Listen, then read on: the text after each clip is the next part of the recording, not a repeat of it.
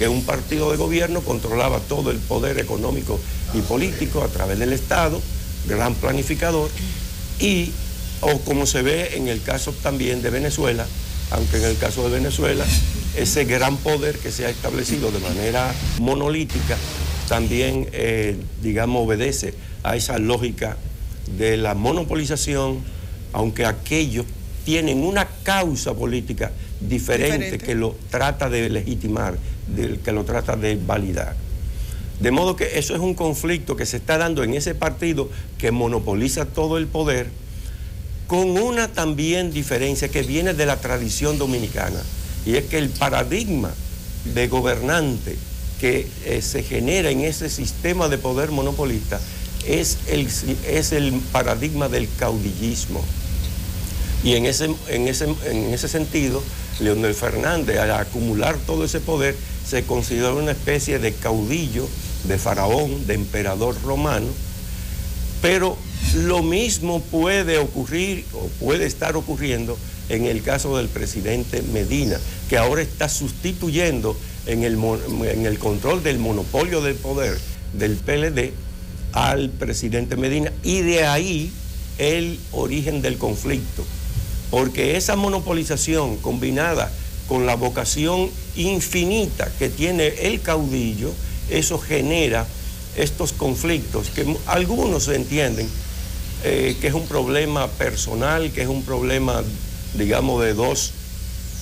actores cargados de rencores, de resentimiento o de ambiciones, cuando en el fondo lo que hay es un problema sociológico de cómo se estructura el modelo de poder en un país. Muchas gracias, señor Castillo. Continuamos de nuevo con usted en Santiago en un rato, pero vamos a escuchar lo que dijo exactamente el doctor Leonel Fernández en su alocución de anoche para todo el país, tratando el tema del referéndum. Me preocupa que se tejan ardides y se elaboren argucias para eludir el hecho de que una reforma como la que se está planteando requiere de algún mecanismo de legitimación popular, como sería el caso, por ejemplo, de un referendo aprobatorio. Para aspirar a reformar la actual Constitución de la República y hacer posible la reelección presidencial, se parte de la premisa del enorme respaldo que recibe el presidente de la República en las distintas mediciones o encuestas que se realizan. Sobre esa base se ha levantado la consigna que se lee en letreros en distintas partes del país, de que el pueblo es el que manda. Yo personalmente comparto esa opinión.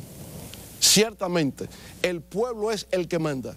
Y si es así, entonces dejemos que sea el pueblo el que efectivamente se exprese mediante la realización de un referendo aprobatorio para que diga directamente si quiere o no quiere la reforma constitucional conforme al artículo 272 de nuestra Constitución. Ese sería un ejemplo hermosísimo de democracia directa, como nunca antes se ha visto en la historia nacional. De esa manera, nuestro Partido de la Liberación Dominicana estaría a la altura de las grandes expectativas nacionales, se cubriría nuevamente de gloria y dejaría escrito un nuevo capítulo ejemplarizador en las luchas de nuestro pueblo por la democracia y la libertad. Yo mismo me sumaría con entusiasmo a esa gran jornada cívica. Recorrería el país nuevamente junto a todo el que se sienta identificado conmigo en favor de que el pueblo manifieste su voluntad en favor del cambio a la Constitución. José Carlos, ya escuchamos la posición del presidente Fernández sobre el referéndum, que él recorrería de nuevo el país. Ahora, retornando a una posición de lo que expuso el señor Castillo, el periodista de Santiago, en verdad que aparenta ser un problema de personalidades, de la permanencia en el liderazgo,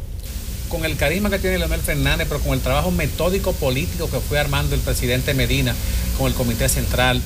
el Comité Político, poniendo sus mejores fichas en las posiciones donde en un momento se iba a terminar lo que ha pasado en la realidad en este momento. ¿Teme el doctor Fernández su desplazamiento como una persona que siempre tuvo la solidaridad del partido completo a su derredor, aquellas alocuciones multitudinarias en el Palacio de Deportes y el poder decidir qué iba a hacer el partido, convocando el comité político cuando él considerara pertinente, 7 meses de ausencia de la vida política intrapartidaria, nada de reunión? ¿A qué se le teme? Fíjate, Franklin, Yo lo que creo principalmente es que en República Dominicana tenemos una gran oportunidad para romper con el caudillismo, finalmente. Como bien señala Olaya, quizá no se esté dando una reforma constitucional con los pasos necesarios de consenso. Sin embargo, yo creo que si la reforma constitucional es posible es porque la correlación de fuerza en la actualidad la hace posible. Y las sociedades se dan las constituciones que tienen según las sociedades y la correlación de fuerza de los momentos. Lo que sucede es que realmente él está siendo desplazado de su liderazgo hegemónico y omnipresente.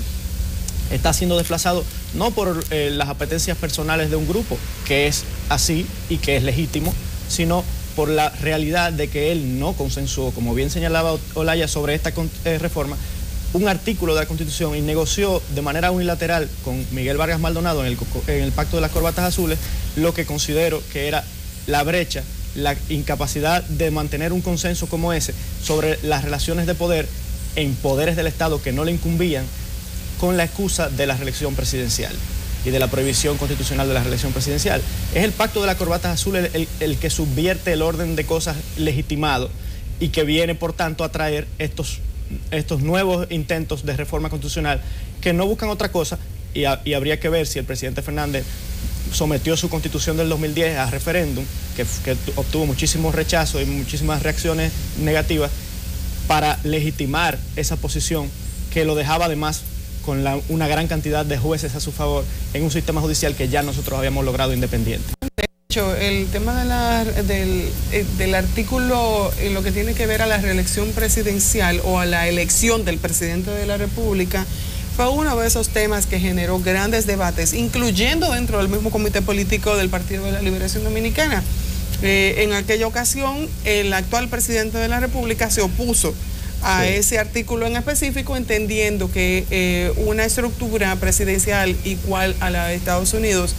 era un modelo que era más viable. Y incluso eso es lo que planteaban las consultas populares. La mayoría se definía y se decantaba por el modelo norteamericano, que es una única reelección, lo cual daría paso al retiro de ese líder, por tanto no podría convertirse en un caudillo. Olaya, el hecho de que todos estén de acuerdo en que el modelo de los Estados Unidos es el modelo más idóneo, esa posición la mantienen tanto el presidente de la República como el expresidente Leonel Fernández. Pareciera como que es más una puja entre dos personas dentro del PLD que la propia Constitución. Hablaba el doctor Fernández anoche de que es un asunto que va más allá de cualquier situación particular y que lo que él está es manteniendo su posición respecto a la Constitución de la República, y al respeto a la Carta Magna. Como socióloga, ¿cómo tú lees estos dos líderes? Mira, lo primero es que para mí no es un tema de que si el modelo norteamericano es el más apropiado o no, porque lo que ha demostrado la historia política dominicana es que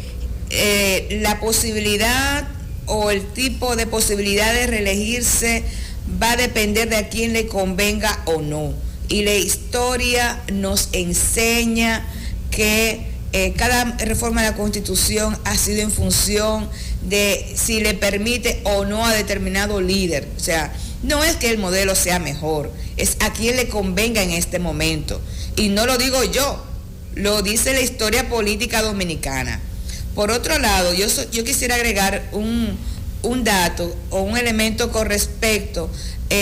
al tema de la cultura política que mencionaba el señor Castillo, y que tiene que ver con la lógica y la estructura. Es un problema estructural que tiene el Partido de Liberación Dominicana. El Partido de Liberación Dominicana viene con una organización propia de los partidos de izquierda, donde el secretario general o el presidente del partido era Dios, es Dios, donde en términos orgánicos el mayor peso y las decisiones normalmente se toman en función de quien lidere al partido, donde hay un comité central o comité político que, digamos, participa en la toma de decisiones, y una matrícula que ejecuta las políticas. Pero lo cierto es que en la lógica de los partidos de izquierda históricos, el ejercicio de la política y la dirección es centralizada. Entonces, la posibilidad de comenzar a actuar de manera democrática con liderazgos diversos le está haciendo muy difícil al Partido de la Liberación Dominicana. Esto no tendría que haber derivado en una crisis de tal magnitud, pero lo cierto que lo que hay de fondo es la incapacidad de respetar, por un lado, la institucionalidad del país y por otro lado, la institucionalidad del propio partido. Y es que cuando se actúa de manera poco democrática, los resultados siempre van a ser poco democráticos. Entonces, toda la situación que tenemos de cooptación de las altas cortes, de la forma que se actúa en el Congreso de la República, como vimos recientemente con la ley de partidos, no podemos esperar que en otros ámbitos sea diferente.